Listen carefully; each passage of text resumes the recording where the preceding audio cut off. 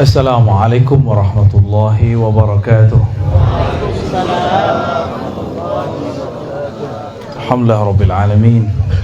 Hamdal hamidin, hamdal dhakirin, hamdal syakirin, hamdal mukhlisin as-sabirin. Asyhadu an la ilaha illallah, asyhadu anna Muhammadan abduhu wa rasuluh. Allahumma salli wa sallim wa barik ala sayyidina Muhammad wa ala alihi wa ashabihi wa li baitihi wa zurriyatihi ajma'in. Gimana, masih kuat gak? Zikirnya dahsyat tadi ya. Kalau di kota tuh udah langka tuh zikir begitu, dianggap gila sama orang. Bener lah kata Nabi, uzkurullah hatta yaqulul munafiqun mura'un. Sebut-sebutlah Allah, zikir-zikirlah kamu banyak-banyak sampai orang munafik tuduh kamu gila, tuduh kamu kesurupan. Jadi tadi itu kalau zikir jadi Jakarta disebut Pak Kiai Haji Maman ini pemimpin zikir kesurupan. Dituduh ntar ya. Apalagi kalau pakai zikir yang aslinya, itu ada zikir berdirinya tuh. Kalau di kampung-kampung Melayu di Sumatera, di Kalimantan ada namanya ratib berdiri. Berdiri, Pak. Nah, ya, semuanya geraknya. Ada yang sembari gerak, titik-titik rotasi zikir. Maka muncullah namanya gerakan tari saman. Tari saman itu bukan tari sebenarnya. Itu seni yang diambil dari gerak zikir. Ya, seni yang diambil dari gerak zikir. Gerak zikir itu bukan hanya dari ubun-ubun ke dari pusar ke ubun-ubun ke bau kanan, enggak, banyak. Jalan zikir itu sebanyak titik di dalam diri kita. Ya, banyak sekali itu. Namun yang diajarkan tuan-tuan guru kita, para mursyid, para wakil talqin, itu yang boleh diajarkan aja. Karena kalau dikasih titik yang lain, bisa gawat. Ini zikir kayak tadi aja udah sebut gila sama orangnya. Wih, gila. Mana sanggup jin masuk ke orang zikir barusan. Kalau setan bisa, jin nggak sanggup. Kalau jin masuk bakar deh. Aneh saksinya. Ya, tapi kalau setan bisa masuk. Tapi setan yang dulu mereka ikut berzikir dengan iblis. Iblis itu ahli zikir, Pak. Makanya tadi saya minta Ustadz Kamil Falah sholawat dulu. Ya. Sholawat dulu. Karena perbedaan antara zikir wali Allah dengan wali setan satu aja. Ada sholawatnya apa enggak? Ya. Ada sholawatnya apa? Enggak. Kenapa mesti ada sholawat? Karena orang bisa zikir cuma karena yang disebut namanya dalam sholawat itu. Siapa nama yang disebutkan dalam sholawat? Allahumma salli ala Sayyidina. Karena ada yang bernama Muhammad. Nah itu dia. Maka kita kenal dengan Sang Ahad. Kalau tidak ada dia, mana bisa tadi berzikir la ilaha illallah. Jadi yang ngajarin kita la ilaha illallah siapa? Ini bisa dibenerin gak nih? Baterainya putus-putus. Zikir juga gitu, Pak. Kalau baterainya putus-putus nggak seru.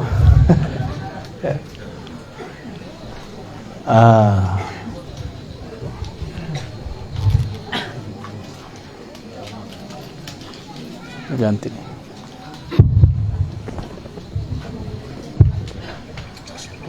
Baik.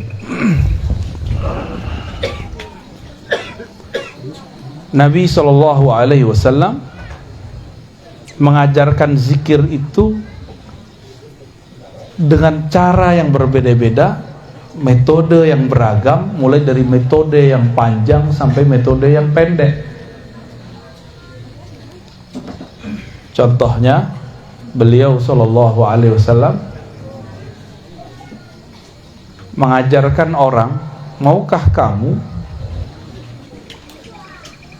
mengamalkan sesuatu yang jika engkau amalkan maka tudriku naman sabaqakum, kamu akan mencapai makom orang-orang terdahulu kamu.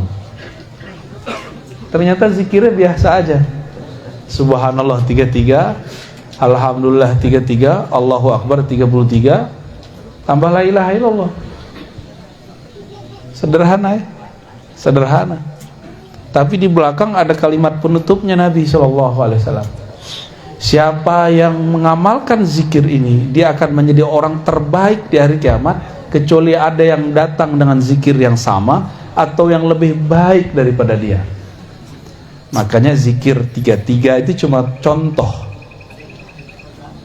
Ada kawan saya baru hijrah Pak, baru tobat, tapi ikut kelompok ekstrim. Saya kerjain dia, saya tanya, di hadis zikir itu 33, kalau aneh zikir 32 gimana? Oh bid'ah itu. Kalau aneh zikir 34, 35, ada contoh di masa Rasul. Dia terjebak dengan angka. Terjebak dengan angka. Angka itu banyak.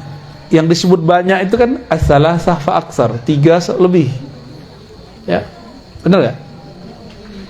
Kalau 33, 34, 35 itu kan masuk lebih. Jadi ulama-ulama yang saklek itu mereka lupa dengan esensi zikir. Ya ayyuhallazina amanu zkurullaha zikran katsira. Wahai orang beriman, zikirlah sebanyak-banyaknya. Namun karena kita ini otak suka ngitung, mesti dikasih batas. Maka oleh Pak Haji Maman dikasihlah zikir 5.000, ya enggak? 11.000, 70.000, tahlil, khatam tahlil 70.000, zikir ataqah. Masih itu pakai? Masih ada nih kawan-kawan ngamalin tuh. Ya alhamdulillah. Nah, itu yang punya ilmu-ilmu jelek dulu rontok tuh pakai itu tuh. Rontokin aja, jadi nggak usah dimandi-mandiin, zikirin aja tuh. 70.000 la ilaha illallah. Nggak usah belajar aneh-aneh Pak, zikir aja 70.000 kali 7. Nggak perlu mau ilmu debus antum, nggak perlu deh. Ilmu sihir nggak perlu dah, ilmu pelet nggak perlu. Cuma kan yakin kurang. Kalau kiai-kiai tarekat itu mereka nggak sibuk dengan ilmu kanuragan, ilmu kesaktian. Mereka sibuk dengan yang maha sakti.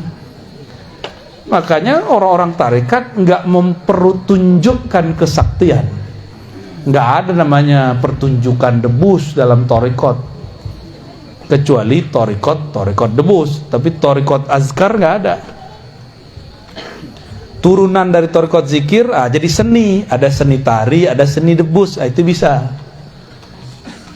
Tapi ujung dari debus, apa ujung dari debus? Bismillahirrahmanirrahim, la yadurru ma'asmihi syai'un fil ardi wala fis sama was sami. Itu ujung debus, ujung silat situ semua. Dengan nama Allah yang siapa saja bersama namanya, cukup bersama nama, cukup. Maka tiada yang merusak, tiada yang menyakiti engkau baik di langit ataupun di bumi. Itu kalau kita ma'asmihi, belum di dalam nama, baru bersama nama. Kalau kita sudah di dalam nama gimana? Apalagi nama di dalam kita. Jadi zikir-zikir kita ini latihan memaiyahkan asma. Apa arti memaiyahkan? Membersamai nama. Karena nama dan yang punya nama tidak pernah terpisah. Nama dan yang punya nama tidak punya terpisah. Siapa yang punya nama? Allah. Dan yang punya nama itu dekatnya dengan kita, lebih dekat dari urat nadi, lebih dekat dari jantung kita sendiri, lebih dekat dari diri kita merasa dekat. Cuma kita kan nggak merasa dekat. Maka zikir-zikir hentak-hentakan itu sebenarnya untuk membuka blok, kalau bahasa orang di kota. Kalau kita di pesantren nyebutnya hijab. Ya. Hijab apa? Hijab kegelapan, hijab cahaya. Ternyata hijab terbagi dua. Hati-hati nih. Hijab artinya penghalang kita kepada Allah. Kenapa nih beberapa orang bingung, nih zikir apa sih? Kok bentak-bentak Allah sih? Nah, itu dia kehijab akalnya. Allah kan nggak budek, ngapain zikir keras-keras? Yang budak bukan Allah, ente yang budak. Orang udah zikir dari tadi, ente masih mikir aja. Ya. Budak tuh akal itu. Orang udah asik nyebut nama Allah itu dia masih mikir. Telinganya perlu segede itu, di sampingnya orang udah zikrullah masih aja nanya. Ya. Itu hijab, Pak, hijab akal itu. Apalagi yang sok-sok modern, hari gini. Iya, hari gini. Ya salam. Tapi kan ada menu khafi, ya, kan ada menu jahri, jahar, ada menu khafi. Yang nggak seneng zikir keras, ya zikir lembut aja. Asik juga itu. Orang nge-rap di luar, kita ngepop di dalam, ya. Boleh, nggak masalah. Ya, antum nggak sedang zikir keras, zikir lembut di dalam. Orang yang sedang asik dengan kerasnya, jangan dilarang. Itu nikmat hidup kalau begitu. Kalau zikir tadi pejam mata nggak? Atau pada menontonin orang? Ya. Ya. Kalau mau menikmati zikrullah, mulai dari pejam mata. Karena mata ini hijab, ini penghalang. Penghalang yang membuat kita tidak bisa merasakan getaran nama. Ya. Maka perlu dipejam. Supaya ketika awal-awal betul perlu diambil dari pusar, ditarik ke ubun-ubun, ke bawah kanan, hujam ke kolbu. Itu awal-awal. Kalau udah kenceng zikirnya di kolbu aja, nggak usah keluar-keluar, ntar kepalanya kemana-mana. Capek tukang mijitnya. Ya. Jadi kalau sudah kenceng, coba di kolbu. Allah, ya. Jadi nggak usah kemana-mana, kepalanya nggak usah kemana, di situ aja. Allah. Ya. Itu kan cuma metode jalan zikir. Kalau sudah sampai di tujuannya, jangan balik lagi. Itu namanya debat kusir. Ya, bolak-balik. Kalau belum tembus, ulang lagi dari pusar, naik begitu, ya. Tapi kalau sudah di situ, udah langsung main di kolbunya. Dan itu lebih enak. Kan tujuannya cuma iza zukirallah wajilat qulub. Kalau disebut nama Allah, kolbu bergetar. Kalau getarannya sudah main, maka dia akan bergerak di dalam. Gak perlu ditarik-tarik ke otak lagi, ya. Jadi besok-besok kalau zikir lagi, jadi kepala antum tuh rehat, ya. Cuma begini aja dia. Itu udah nikmatnya bukan main. Itu jantung tuh Farhan dia. Tahu Farhan nggak? Apa arti Farhan? Hah? Farhan bukan nama teman itu. Apalagi nama yang punya toko sebelah. Oh, nama sopir Grab ya? Bukan, Farhan artinya bahagia. Karena kutul qulub zikrullah. Makanannya kolbu adalah menyebut nama Allah.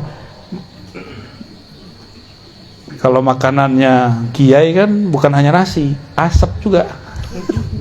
Ya, ahlul hisab kan. Dukhon.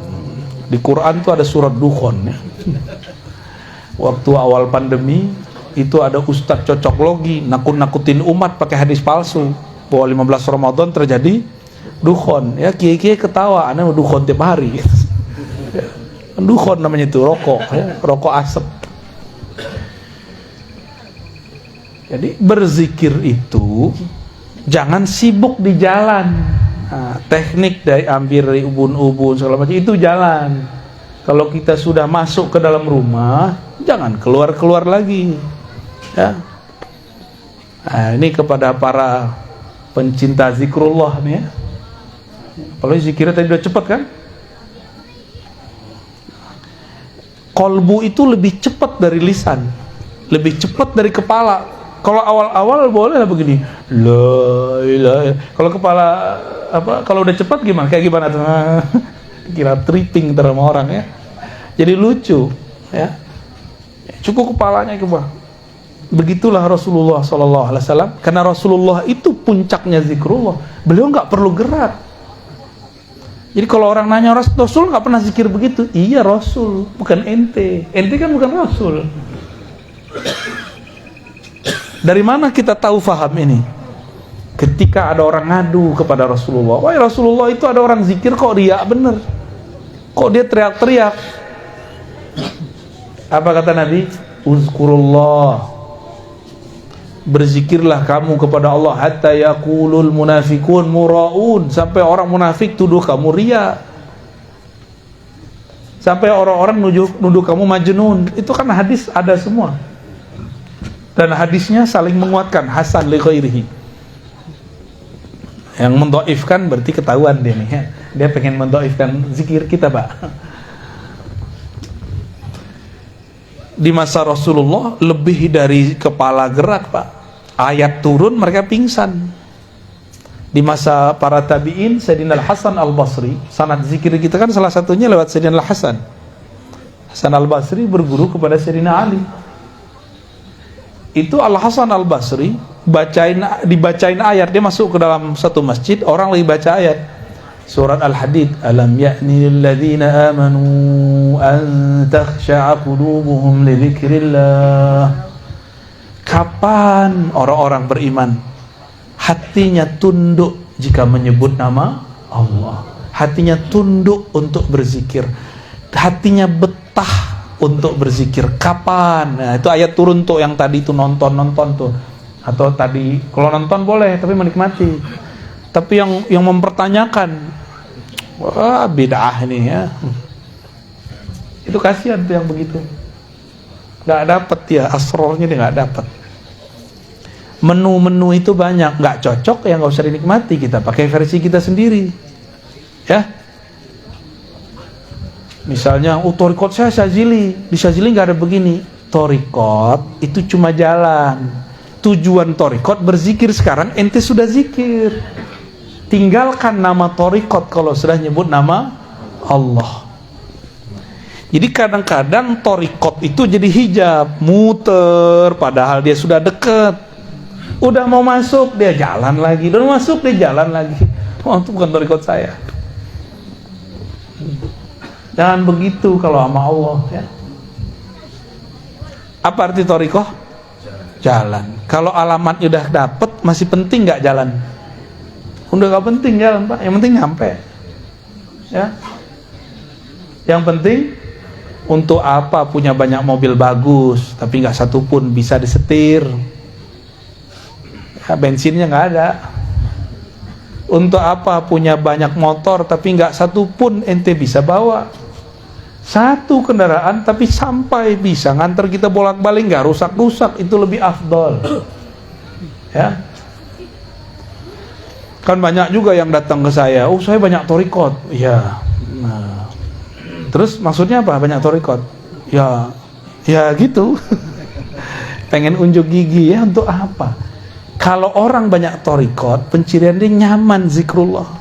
Bukan kemana-mana kor-kor, aku banyak zikir, aku banyak kira, aku banyak thariqat, nggak perlu ngomong begitu. Ya. Bapak Ibu yang melakukan Allah, di saat orang-orang berzikir la ilaha illallah, di saat itu jika lisannya bersamaan dengan jiwanya, di satu makom nih, lisannya sama dengan jiwanya. Jiwa lain dengan kolbu, jiwa itu nafs, jiwanya bisa dikendaliin, maka jiwanya langsung menjadi mutmain. Nah, kalau masuk ke kolbu jadi radiyah mardiyah. Kalau orang zikir la ilallah dengan kolbunya, dengan jiwanya, apa yang hasil pada dirinya, itulah yang disebut di dalam hadis qudsi, la ilaha illallahu hisni. La ilaha illallah itu benteng aku, bentengnya Allah. Jadi bentengnya Allah bukan tembok tebal-tebal, tapi kalimah yang sudah masuk mendarah daging ke dalam badan, itulah benteng hakiki. Nanti kalau pandemi datang yang gede lagi, panik nggak? Kalau panik berarti bentengnya belum kuat. Kena nggak apa-apa, yang penting jangan panik. Karena serangan virus itu bukan ke badan yang bahaya. Yang bahaya itu ke pikiran. Berarti benteng rohaninya jebol. Coba tanya alumni COVID, lulusan COVID LC, lulusan COVID, tanya tuh, pasti waktu mengalami dia kayak pengen mati aja bawaannya, putus asa, bener nggak? Putus asa itu adalah torekot syaitoniyah, torekatnya setan, isinya was-was terus. Jadi orang mati bukan karena COVID-nya, mati karena was-was. Apalagi Bapak bisa bayangin, Ibu bisa bayangin, di isolasi mandiri, enggak, tapi isolasi karantina, bukan mandiri. Di karantina nggak boleh ketemu siapa-siapa, wah itu lebih gawat lagi. Dan dia belum pernah belajar thariqah zikir. Orang ini kasihan, sungguh kasihan. Nggak ada teman zikirnya, nggak ada temannya. Ya. Disitulah pengalaman kita, kawan-kawan kita banyak yang meninggal. Dan kawan-kawan saya pernah belajar zikir Allah dalam kolbu dan la ilaha illallah, rata-rata mereka sehat, rata-rata. Dan ketika sehat dia datang kepada kita terus bilang, terima kasih Bu ya, terima Ustaz udah ngajarkan zikir ini. Jadi teman saya ketika saya sakit. Kalau dia mati dalam zikrullah. Kalau dia hidupnya betul-betul berkesan. Cuma maklum, manusia kan pelupa. COVID yang Delta baru pergi kemarin, tapi kan kita udah lupa aja Pak. Ya, pengen kena lagi. Ya. Enggak ya? Enggak, beneran. Untung kita di negeri Katulistiwa. Virus kalau udah keluar cuma berapa lama mati Pak. Kalau di negeri kita nih. Kalau di negara subtropis dingin, itu virus seneng.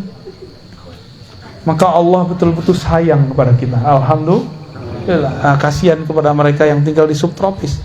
Tapi karena Allah maha hebat, tenang aja ya. Mereka Allah akan setting tubuhnya dan sesuai dengan kondisinya. Jadi apa yang terjadi pada diri manusia saat dia baca la ilaha illallah? Dia sedang membangun benteng ilahiyah, al-hisn al-ilahi, benteng-benteng keilahian. Kalau udah begitu, udah dapat zikrullah, kok masih belajar zikir khadam.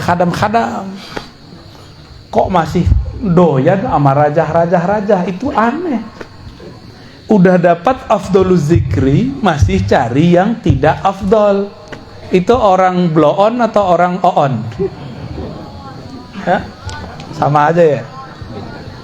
Afdoluz zikri la ilaha illallah. La ilaha illallah hisni, la ilaha itu paling tinggi, disebut bentengnya Allah. Terus antum masih cari jimat. Masih cari jimat. Ya.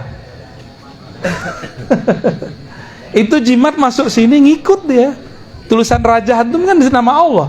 Itu nama Allah ngikut la ilaha illallah dia. Masuk ke sini gak bekerja dia. Kan berzikir. Gak kerja dia di sini. Cobain aja. Cobain masing-masing. Gak akan bekerja. Kita ini kan ngikut kata orang nih rajah berkah. Kata orang repot. Ya. Udah dapat kerjaan, betapa bodohnya manusia, udah dapat zikir paling afdol, masih ngambil penjagaan diri yang gak afdol. Ini kalau digabung nih dua hadis ini, afdolul zikri la ilaha illallah, zikir paling tinggi la ilaha illallah, la ilaha illallah adalah hisni, adalah bentengku. Kalau digabung gimana?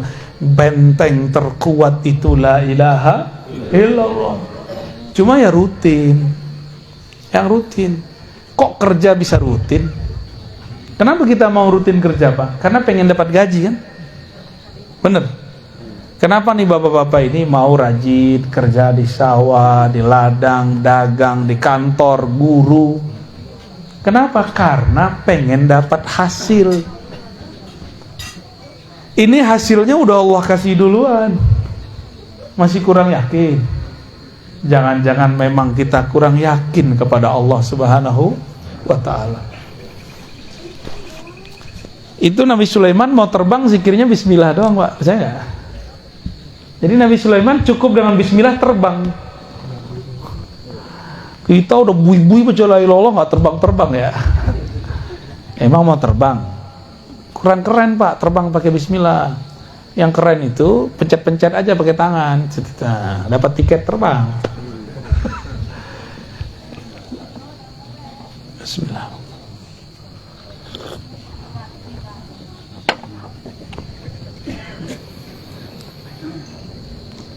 Jadi zikrullah ini ada 3 yang mau saya sebutkan. Zikrullah qutul qulub. Itu udah tadi ya. Zikir Allah, mengingat Allah itu makanan kalbu. Bapak Ibu nggak makan seharian, lemes nggak? Itulah nasib orang nggak zikir seharian. Udah dikasih talqin sama Pak Kiai Haji Maman, nggak dipakai.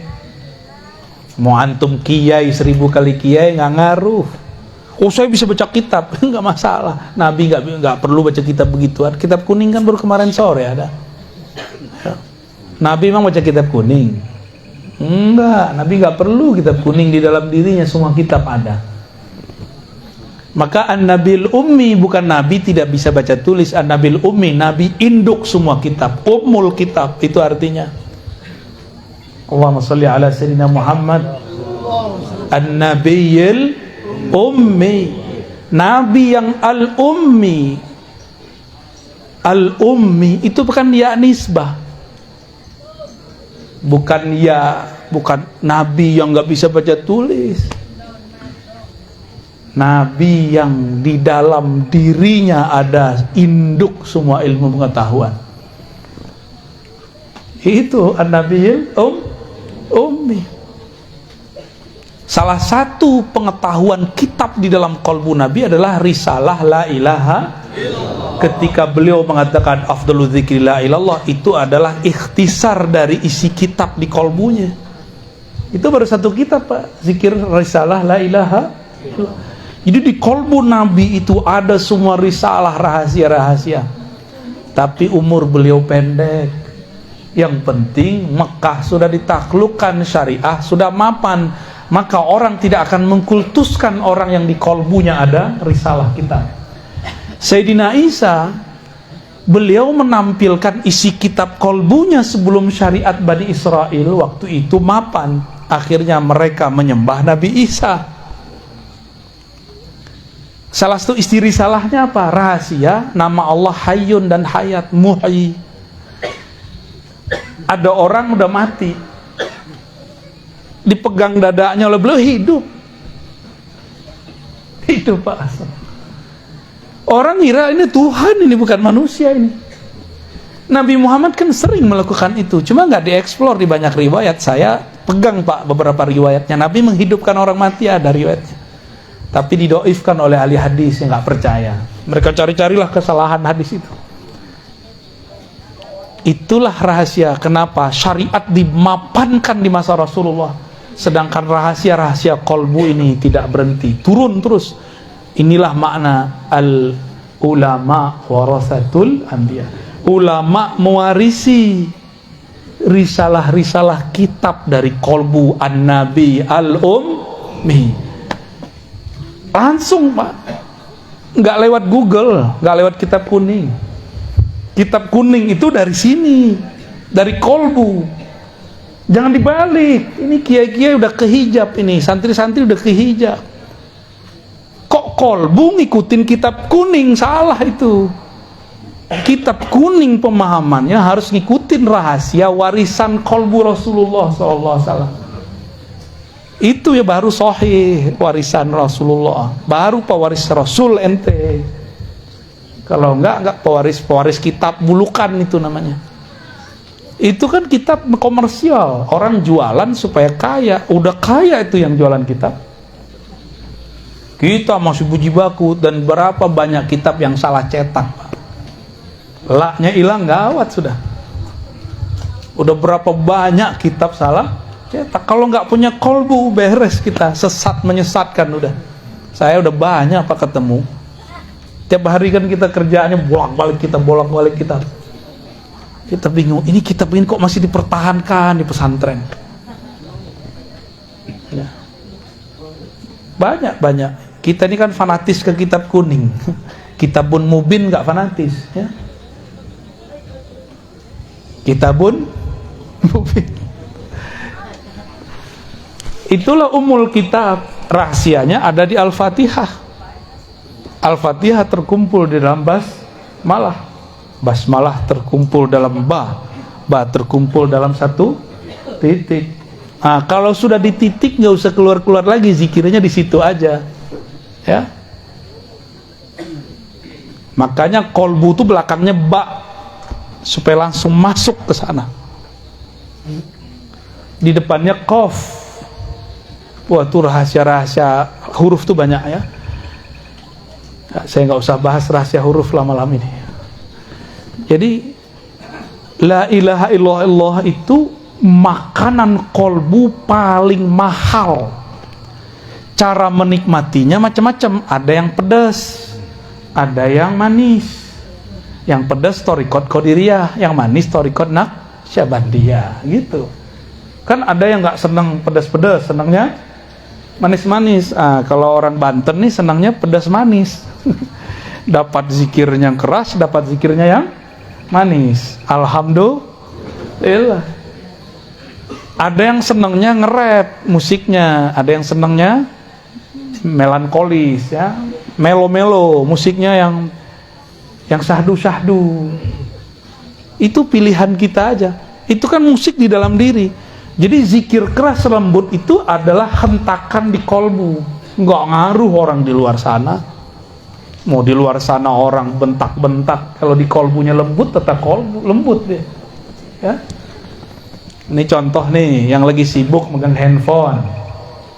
Orang udah zikir keras-keras di sampingnya, dia masih sibuk, ya.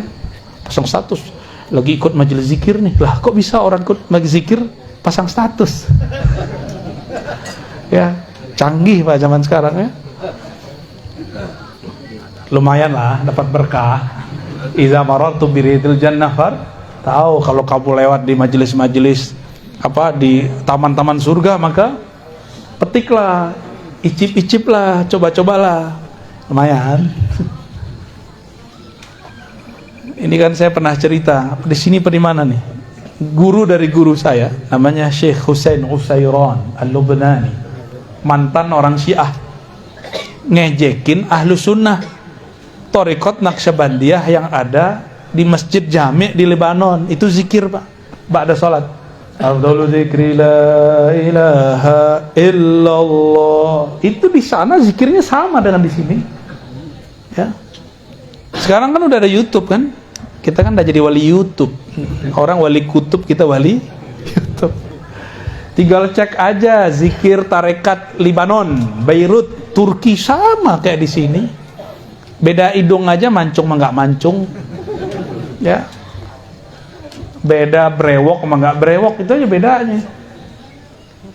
Selebihnya sama, metodenya sama. Bahkan tarekat Syaziliyah di sana zikirnya kayak di sini. La ilaha illallah. Itu Syaziliyah, ternyata Syazili Al-Qadiri. Kalau di sini kan Naqsyabandi ada Qadiriyahnya, Qadiriyah ada Naqsyabandiyahnya. Yang penting dapat Qadiriyah udah pasti zikirnya kenceng. Ini orang Syiah mau main-main, ikut goyang-goyang pala. Masuklah dia langkahilah itu bahu-bahu orang yang sedang getaran zikirnya lagi dahsyat. Duduk di tengah. Padahal itu porosnya zikrullah. Dia duduk di situ. Lihat kiri kanan, coba kepalanya miring. Dicoba, Pak, pejam matanya. Kepalanya pertama ke kanan, la ilaha, pas illallah, hanyut, terbawa arus karena dia di dalamnya kosong, hanyut, hilang bener. Tiba-tiba dia bangun, dia lihat kok nggak ada orang zikir. Ternyata dia masuk ke alam barzakh, dia mati suri sesaat. Datang malaikat munkar nakir, man rabbuka? Oh, nggak bisa jawab. Lepotan. Digampar-gampar, disiksa. Udah lama, udah rasanya ribuan tahun. Terjadi kiamat, dibangkitkan, lebih kaget lagi. Sampai kemudian di mizan, ditimbang, dihisab. Salah satu hisab dia ngejek orang berzikir. Pas masuk ke sirat jatuh, pas jatuh bangun dia. Orang-orang baru selesai kayak tadi, la ilaha illallah Muhammadur Rasulullah, baru selesai. Karena Muhammad Rasulullah itu narik dia keluar lagi. Kejadian Pak, ini guru ahli hadis di hari akhir hayatnya. Tadinya Syiah benci sahabat Nabi, jadi pencinta sahabat Nabi. Tadinya nggak hafal Alfiyah, pengen belajar hadis, kata gurunya, ente kalau mau belajar hadis harus kuat bahasa. Untuk kelas kamu harus kuat Alfiyahnya atau Ujurumiyah. Dia pilihlah Alfiyah, 6 bulan dihafal. Berangkat pagi dihafal 2 bait, pulang dihafal 2 bait, malam dia setoran. 6 bulan khatam. Ditalkinlah zikir Naqsyabandiyah, zikir Syaziliyah, zikir Qadiriyah. Menjadi mursyid agung di tanah Syam. Namanya Syekh Husain Husairan. Saya ketemu murid beliau. Orang-orang yang sudah punya benteng itu nggak ke bawah Pak, itu hebatnya. Jadi kenapa antum ini sudah nggak larut? Karena sudah ada benteng di dalam kolbunya. Kalau nggak lewat pingsan-pingsan semua pasti. Saya kan ngalami hal yang sama waktu kecil. Ya, zikir Samaniyah Qadiriyah, orang baru afdhalul zikri la ilaha kita udah hilang. Sama kasusnya, mirip-mirip kayak tadi. Tapi kalau di sana Pak, di kampung saya, sebelum Jumatan itu tahlil dulu. Afdhalul dzikri la ilaha illallah la ilaha. Itu setiap kali saya merem saya diputar ke alam semesta itu. Waktu umur masih 9 dan 10 tahun. Sampai sekarang saya nggak bisa lupa. Saya datang ke guru saya, seguru saya di depan, jadi mursyid saya di depan. Saya nginep di surau beliau, zawiyah beliau, tempat suluk beliau setiap malam. Saya tanya, beliau diam aja. Datang ke mak saya bilang, kamu ntar akan jalan-jalan itu kerjaannya, katanya. Kita kan penakut, nggak berani kemana-mana. Pisah dari mak nggak berani. Tapi ibu saya saja, dia bilang, kamu nanti akan jalan-jalan kemana-mana. Ternyata sudah terbaca dari zikrullah. Itu kejadian. Maka la ilaha illallah itu sayrus salikin. Nah, la ilaha illallah itu adalah hiburan jalan-jalannya para salik. Jadi walaupun nih kita nih coba orang-orang yang sudah menikmati zikrullah, ajak dia jalan-jalan, dia kurang nggak menikmati bener. Tapi kalau diajak ke kuburan, pesantren, ziarah ke kiai, itu dia baru seneng. Diajak ke puncak, dia mikir bagus di tempat gua kali. Ya, bapak ini diajak ke puncak Bogor, gimana ngomongnya? Bagusan di mana? Bagusan di sini kan? Di sono udah macet Pak. Gunungnya sih masih bagus, ke sononya 3 jam buka tutup. Jadi la ilaha illallah itu kapalnya orang yang sedang suluk kepada Allah Subhanahu wa ta'ala, cepat kepada Allah itu. Ya. Tapi supaya tidak lupa jalan pulang mesti bersolawat, wajib solawat. Karena kalau nggak ada solawat kita nggak bisa baca la ilaha. Innallaha malaikatahu yusholluna 'alan nabi ya ayyuhalladzina amanu shollu 'alaihi wasallimu taslima. Karena Allah bersolawat, kita malu kepadanya, maka kita solawat juga. Saya mau tanya, solawatnya Allah apa?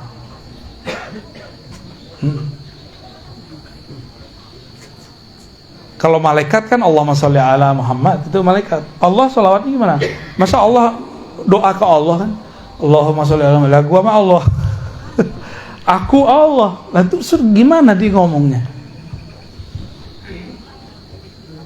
Nah itu rahasia Pak ya. Yang ngikutin kajian di YouTube terpaham ya. Malam ini nggak dibuka dulu ya. Ntar ada yang protes soalnya. Nah, itu yang kedua. Yang ketiga, la ilaha illallah atau zikrullah itu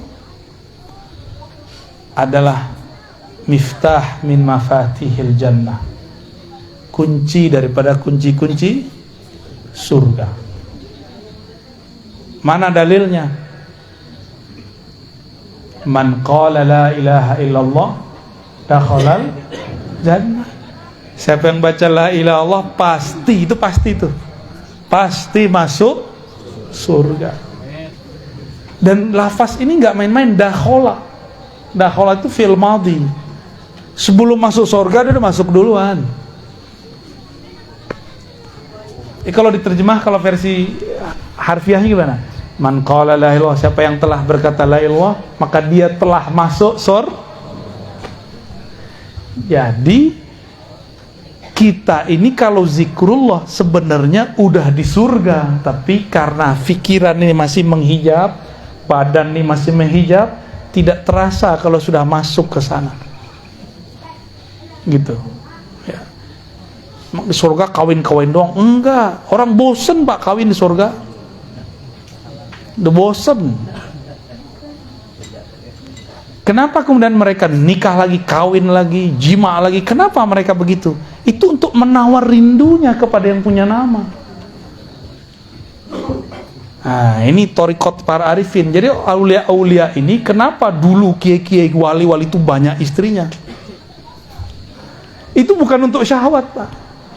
Tapi kerinduannya kepada Allah nggak bisa diobati kecuali dengan menikah lagi. Ya. Ini bukan pembenaran lah ya, aneh nggak percaya antum bisa begitu.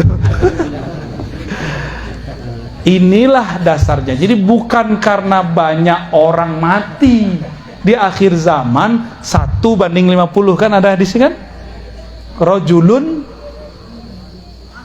satu laki-laki itu qaimun ala khamsina imra'ah. Itu nanggung menikahi 50 perempuan satu laki-laki. Sekarang satu aja keok kan? Iya, mau nambah aja. Mata sih jelalatan. Ya. Urusan sarung sudah melorot.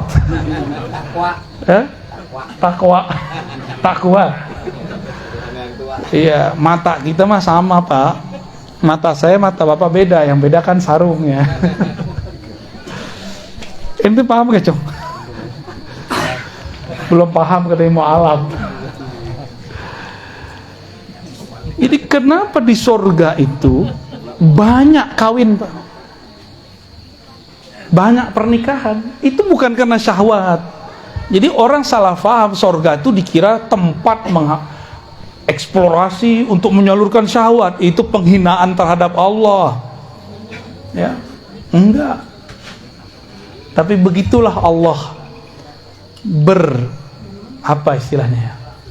bersiloka, bersendagurau dengan hambanya. Ada hamba-hamba yang kebawa sendaguraunya. Diceritakan di surah Waqiah, ya. Uruban atraba, inna ansha'nahunna insya'a, faja'alnahunna abkara, uruban atraba. Udah jorok aja otak mikirnya. Itu kalau diterjemahin apa, Pak? Kan lagi direvisi sama Kementerian Agama karena dianggap terjemahannya jorok. Ya biasa aja kali. Ya. Urban atroba itu, mohon maaf ya, kalau cowok atletis, kowi. Kalau cewek, hunna, kan perempuan di situ. Gambaran kita mengenai lawan jenis yang bikin birahi apa? Itu urban atroba. Ya, bayanginnya sendiri ya. Nggak boleh saya sebut, karena beda mazhab. Ada yang senangnya item-item, ya kan? Ada yang senangnya bening-bening. Ada yang senangnya sawo mateng. Ada yang sawo separuh mateng. Dari mana saya tahu makna ini, Pak? Kita buka kitab tafsir Zamakhsyari. Itu orang Mu'tazilah, Persia, bukan orang Arab. Ketika orang Arab mengatakan al-jamal nisful bayat, putih itu separuh cantik. Kata Zamakhsyari, enggak, justru sawo mateng itulah separuh cantik. Iya. Kalau kita kan seneng tuh sama muka-muka Arab ya, muka-muka kulit babi itu, nggak ada pigmennya, Pak. muka-muka orang barat, kan gak ada pigmennya tuh, merah semua. Kalau putih tuh Cina, beda lagi. Kata temanku ini dia nakal juga nih ya, kulit bengkoang katanya. kayak bengkoang dikupas nih, putih kata-kata. Ada yang seneng begitu. Tapi orang-orang di Eropa senangnya gimana? Sawo mateng. Ya, serius. Kalau kita, jadi kita nggak usah berpikir ala mereka, kita mikir ala kita aja. Itu penafsiran, ya, beda kampung, beda selera. Tapi semua itu bukan untuk nafsu, bukan.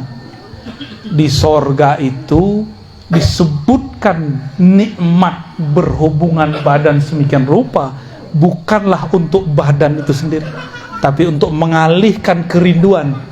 Karena seorang hamba hanya bertemu Allah pagi dan sore. Dari pagi ke sore sudah 500 tahun. Berapa tahun? Sehari di sorga berapa? Sehari semalam di sorga berapa tahun kita? 1000. Pagi sampai sore bagi 2 aja. Jadi Allah itu menampakkan, mengangkat tabir hijab, sehingga hamba-hambanya melihat tergantung pemakrifatan dia waktu di bumi. Nanti mereka memandang Allah tuh, lalu langsung sujud ketika Allah membuka tabir.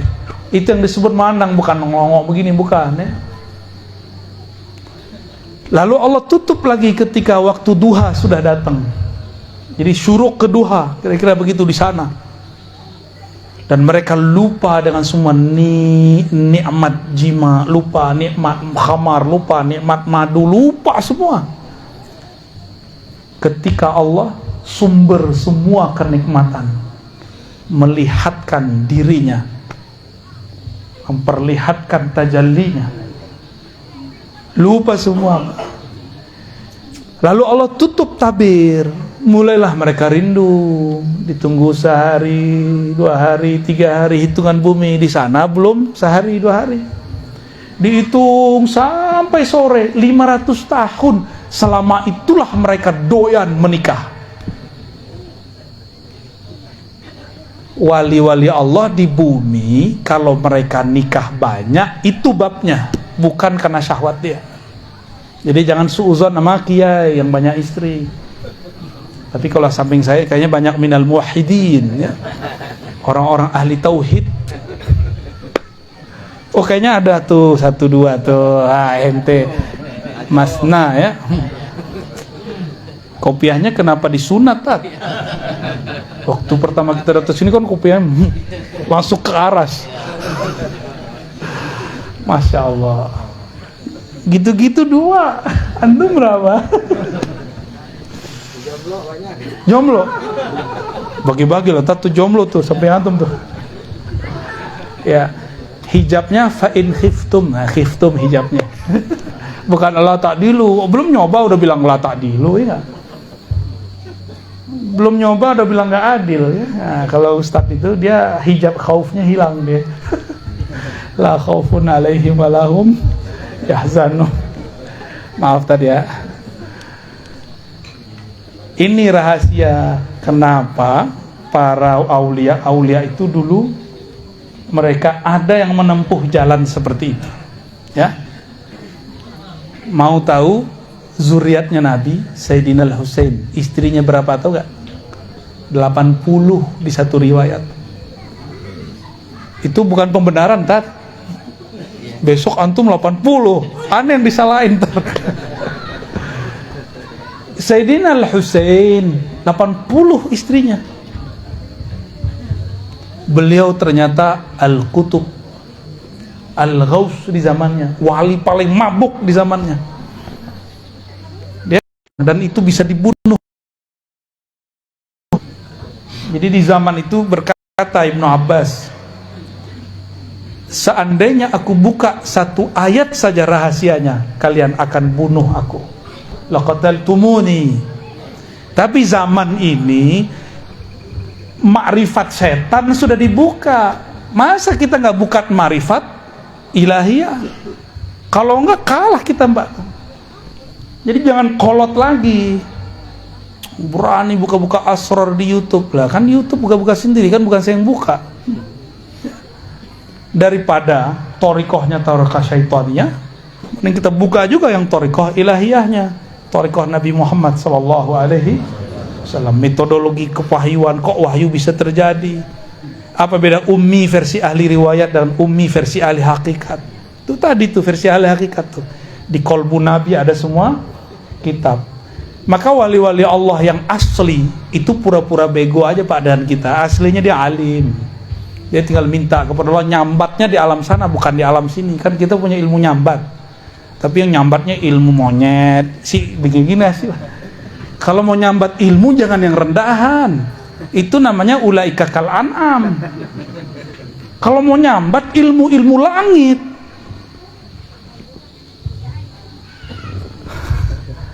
Ya. Jadi yang dulu-dulu pernah belajar silat-silat, nyambat ini, nyambat itu, udahlah, antum cukup belajar zikir aja sama Pak Kiai Haji Maman. Itu ntar nyambat asrar, pakai la ilaha illallah, nggak disadari dapat. Asrar itu kan nggak perlu antum jadi aneh-aneh. Justru semakin masuk kalimat itu semakin normal kita hidup, semakin jadi manusia yang utuh, kecerdasannya utuh, pikirannya fokus. Kalau dia kerja, kerjanya lebih fokus. Kalau dia berjuang, berjuangnya lebih tulus. Kalau dia guru, gurunya lebih ikhlas. Kalau dia suami istri, akan lebih penyayang kepada pasangannya.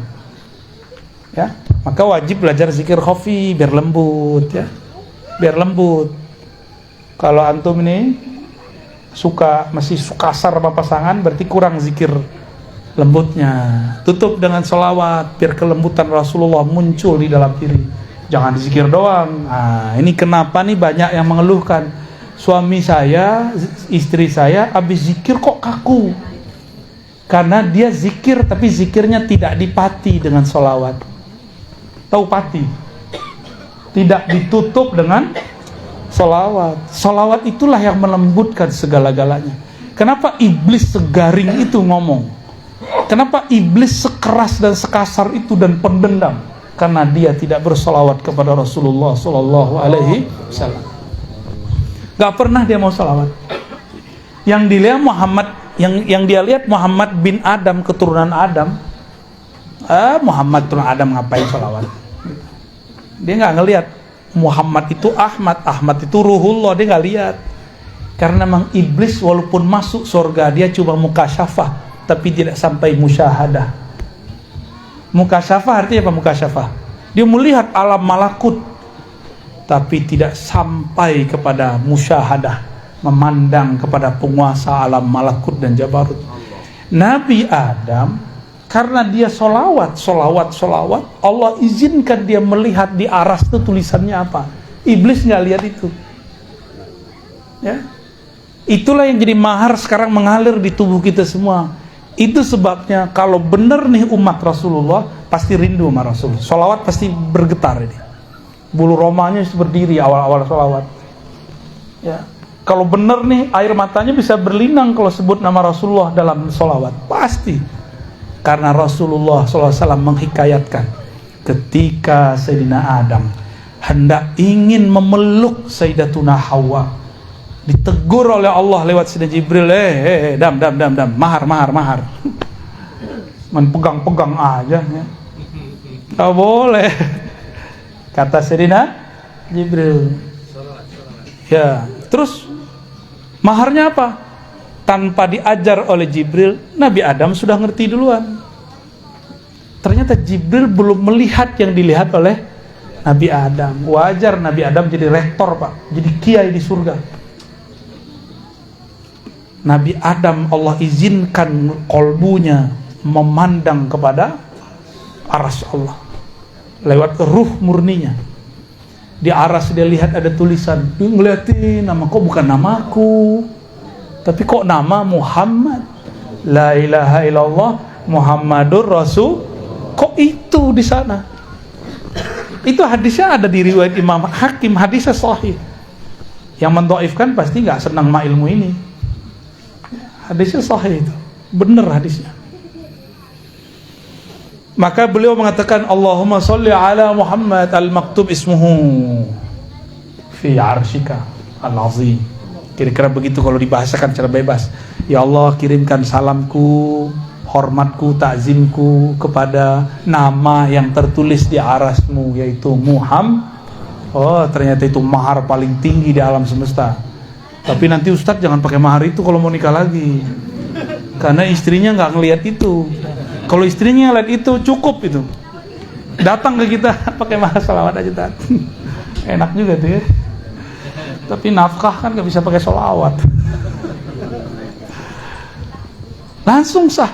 Maka berkah salawat itu halalah Sayyidina Adam menggauli Sayyidatuna Hawa.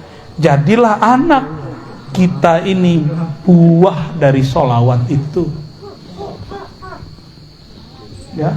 Jadi kita ini buah dari salawat. Jadi kalau kita zikir mana yang paling sering dibaca? Ya dua itulah. La ilaha illallah sama salawat Muhammad Rasulullah sallallahu alaihi. Enggak boleh keluar dari dua itu dah. Sebelum Nabi Muhammad yang fisik lahir, orang-orang udah zikir salawat nyebut nama beliau. Berarti beliau sudah ada tapi di alam yang lain.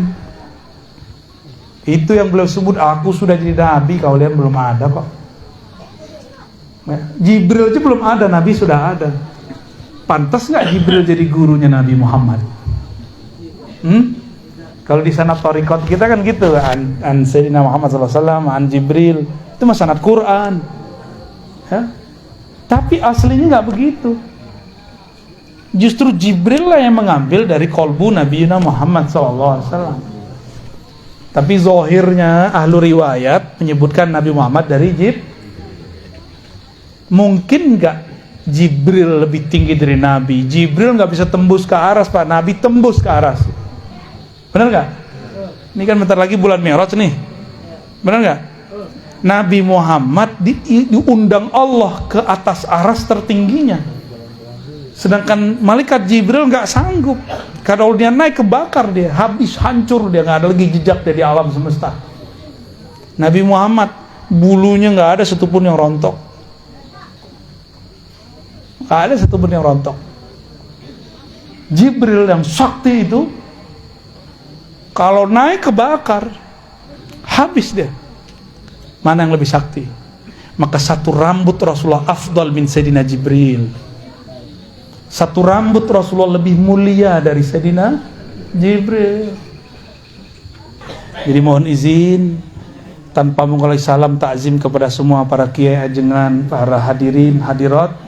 Mungkin tidak bisa salaman, saya mau langsung pamit ya di sini. Mohon ridhonya kalau ada yang tersinggung ya. Mohon maafnya jika ada yang kurang berkenan ya. Kesimpulan kajian kita malam ini sederhana. Afdalul dzikri la ilaha illallah, afdalus syukri wad du'ai alhamdulillah. Doa tertinggi, zikir aurat tertinggi adalah alhamdu. Alhamdu itu inti dari nama Nabi Muhammad. Nabi Muhammad itu dalamnya hamd. Maka orang sholawat itu sudah bersyukur. Semoga kita termasuk mereka ahli tauhid dan orang bersyukur kepada Allah Subhanahu wa ta'ala.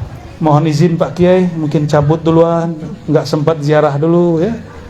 Kepada sahibul bait, semoga Haji Ahmad Nasai bin Zakaria Allah angkat derajatnya di alam sana. Dengan berkah la ilaha Allah yang dibaca tadi, meskipun tidak pantas diterima Allah, semoga berkat sholawat Allah terima juga.